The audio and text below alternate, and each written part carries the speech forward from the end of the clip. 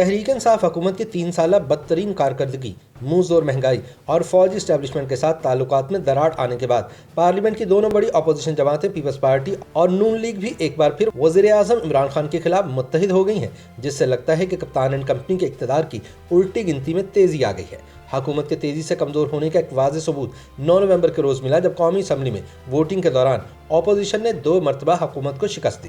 چنانچہ اپوزیشن کی جانب سے پارلیمان کے آنے والے مشترکہ اجلاس کے دوران حکومت کی جانب سے متنازع قانون سازی بشمول قومی احتساب آرڈیننس ترمیمی بل اور انتخابی اصلاحات بل منظور کرانے کی کوشش ناکام بنانے کی حکمت عملی تیار کر لی گئی ہے۔ مشترکہ اپوزیشن نے دعویٰ کیا ہے کہ حکومت کو ٹف ٹائم دینے اور صدر مملکت ڈاکٹر عارف علوی کے طلب کردہ پارلیمان کے مشترکہ اجلاس میں متنازع قانون سازی میں شکست دینے کے لیے ٹھوس منصوبہ بندی کر لی گئی ہے۔ شہباز شریف کی قیادت میں مشترکہ اپوزیشن کے غیر رسمی اجلاس میں شرکت کے بعد صحافیوں سے غیر رسمی گفتگو کرتے ہوئے پیپلز پارٹی کے چیئرمین بلاول بھٹو زرداری نے کہا کہ ہم آج کامیاب ہوئے ہیں اور مستقبل میں مشترکہ اپوزیشن مزید کامیاب ہوگی۔ انہوں نے یہ بات قومی اسمبلی میں نجی اراکین کے بلز پیش کیے جانے کی 2 کوششوں پر حکومت کو شکست دینے کے تناظر میں کہی۔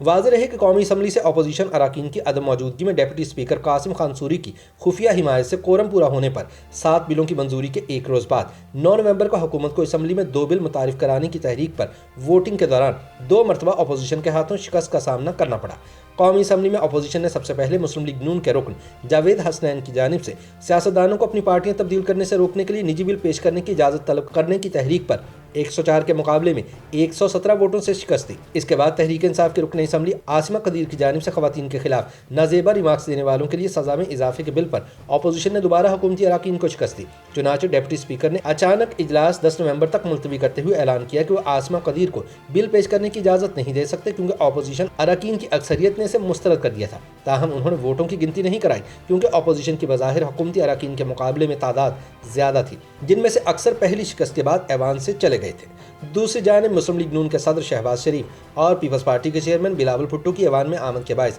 اپوزیشن بینچز پر اراکین کی تعداد میں نمایاں اضافہ دیکھنے میں آیا۔ پہلے بل پر ووٹ کے نتیجے میں مسلم لیگ نون کے رہنما ایاز صادق نے اسے اپوزیشن کی اخلاقی فتح قرار دیا۔ انہوں نے متعدد متنازع بلوں کی منظوری کے لیے رواں ہفتے پارلیمنٹ کا مشترکہ اجلاس بلانے کے حکومتی منصوبے کے حوالے سے کہا کہ اخلاقی طور پر عمران خان کو پارلیمنٹ کا مشترکہ اجلاس بلانے سے پہلے مستعفی ہو جانا چاہیے۔ اپوزیشن جماعتوں کے مشترکہ اجلاس میں اپوزیشن قیادت نے قومی اسمبلی اور سینٹ میں اپنے تمام اراکین کو پارلیمان کے مشترکہ اجلاس میں حاضری یقینی بنانے کی ہدایت کی تاکہ وہ اہم بلز کو منظور کرانے کی حکومتی کوشش ناکام کر سکے۔ خیال رہے کہ حکومت نے 2 درجن سے زائد بلز کی منظوری کے لیے پارلیمنٹ کا مشترکہ اجلاس طلب کیا ہے۔ ان میں سے زیادہ تر بل پارلیمنٹ کے ایک ایوان سے منظور ہو چکے ہیں، لیکن آئینی طور پر طے شدہ 90 دن کی مدت کے اندر دوسرے ایوان سے بل منظور نہیں ہو سکے۔ گزشتہ برس ستمبر میں حکومت نے پارلیمان کے مشترکہ اجلاس سے اپوزیشن کی جانب سے کارروائی سے واک آؤٹ کے بعد تقریباً 17 بلز منظور کرائے تھے، جن میں FATF سے متعلق بلز بھی شامل تھے۔ اگر دونوں ایوانوں کو مشترکہ اجلاس کے لیے اکٹھا کیا جائے تو اس وقت حکومتی اتحاد کو